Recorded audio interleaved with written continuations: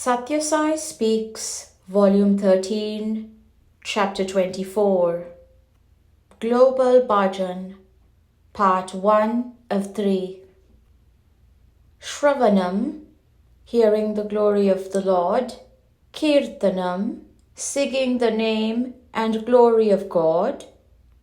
Vishnu Smaranam, allowing the mind to dwell on that glory. Padasevanam, adoring the feet of the Lord. Vandanam, experiencing gratitude and joy at His grace. Dasyam, feeling oneself as His instrument. Sakyam, awareness of His being one's constant and closest companion. And Atma Nivedanam, dedicating one's full being to Him. These are the 9 steps in the path of devotion. Listen, O people, revel in this iron Kali Yuga, for there is none so propitious for liberation, such that mere remembrance of the name of the Lord and adoring Him thus are enough to win His grace and set you free. This is bad, this is good.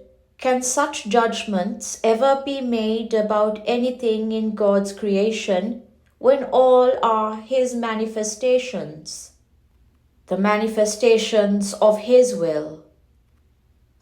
Sankirtan is manifestation of inner ecstasy, embodiments of the pure Atman.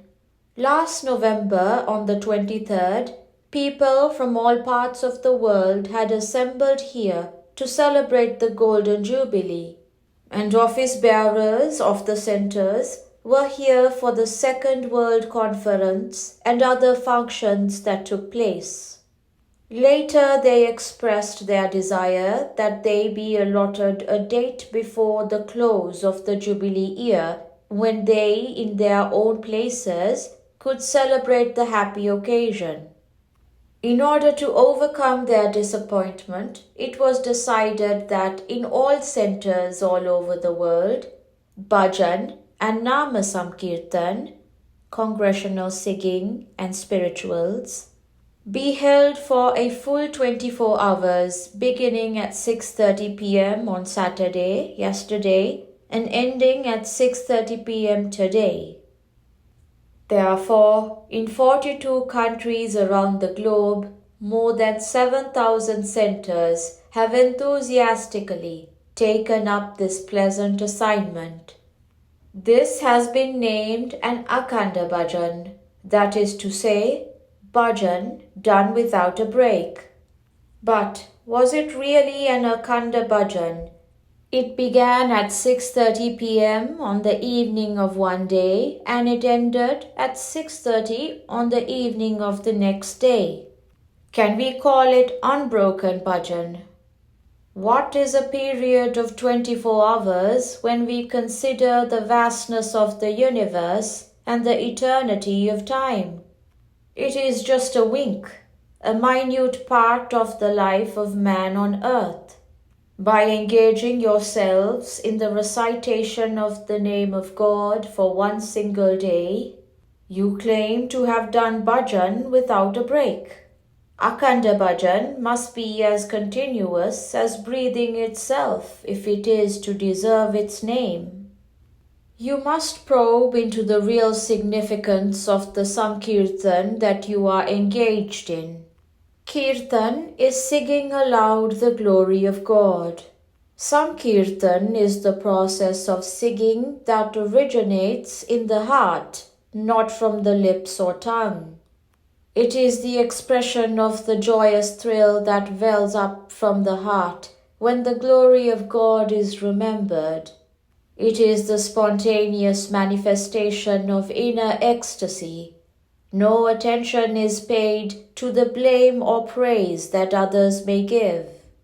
It does not seek the admiration or the appreciation of the listeners.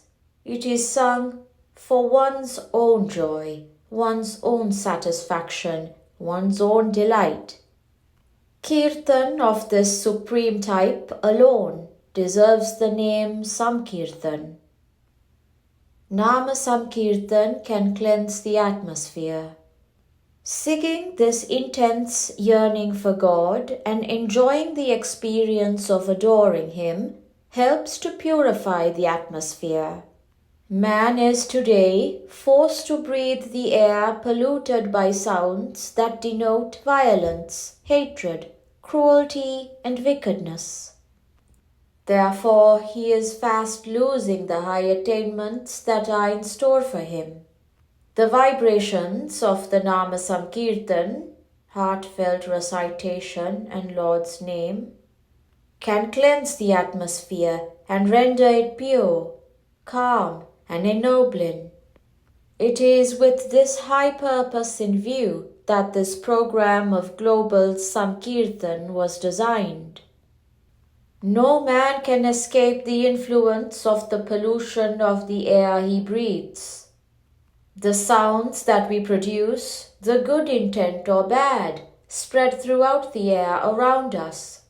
This is our daily experience. The sounds produced at radio stations pass through the atmosphere and reach our homes when we tune in. The vibrations travel vast distances and affect the nature of those who inhale them. The atmosphere affects also the food man consumes. The pollution in the atmosphere is imbibed by the plants. The plants supply the grain. The grain is the basis of the meal, and the meal shapes the character and behavior of the person who consumes it. When the environment is clean and free from evil vibrations, the food too is pure, and the person develops a tendency to be loving and simple. It is to ensure such an atmosphere that this sadhana, spiritual effort, was initiated the world over. Prayer should come shrieking through the heart. When a man falls into a well, of what use is it if he controls his voice and his emotions and whispers quietly, "I have fallen into this well, I have fallen into this well, I am in great danger, please save me." No one will be able to hear him or save him. He must shout full-throated with all the anguish he is experiencing. And with the extreme desire to be saved, "I have fallen into the well, save me, someone." Only then can he hope to get succor. Similarly, when you are caught in the coils of this world, when you have fallen into this deep well of worldly misery, shout out with all your might, with all your heart, that you may be saved by God. There is no use muttering faintly and half-heartedly, save me, I am floundering in this samsara, worldly life." When the prayer comes shrieking through the heart, help is assured. Sankirtan or Bhajan is of 4 types: Guna Sankirtan, Leela Sankirtan, Bhava Sankirtan, and Nama Sankirtan. Guna means attributes of God. So Guna Sankirtan is the adoration in song of the manifold attributes of God: omnipresence, omniscience, compassion, majesty, etc. Leela means divine sport. Therefore, Leela Sankirtan is the adoration in song of the various expressions of these attributes, as evidenced by the accounts of sages and seers of all faiths. Bhava means attitude of the mind. So Bhava Sankirtan means the adoration in song of God pictured and contacted under various relationships. Path of devotion is the most effective sadhana. Some may prefer to adore him as the giver of equanimity, Shantam. others as a friend, guide and guardian, Sathya. Still others as the child one loves and tends, Vatsalya, and yet others as the lover whom one loves with sovereign love, Madhura. Nama means the name of God, and so Nama Sankirtan means the adoration of God, calling upon Him by various names, each describing His glory, His achievements, His relationship with the individual. The names are many, or even countless. It is so in all languages. We have many groups of 1008 names which can be used for God, as the Vedas, ancient revealed sacred scriptures, declare, has 1,000 heads, 1,000 eyes, and 1,000 feet. Devotees can adore Him and derive bliss through that adoration, filling each name with the meaning and significance it carries. By whatever means God is adored, the path of devotion is the easiest and most effective, for it is a sadhana of the heart. It results in love and service to all as fellow pilgrims and to the same divine goal. Some people do question the propriety of calling God by means of such multiplicity of names.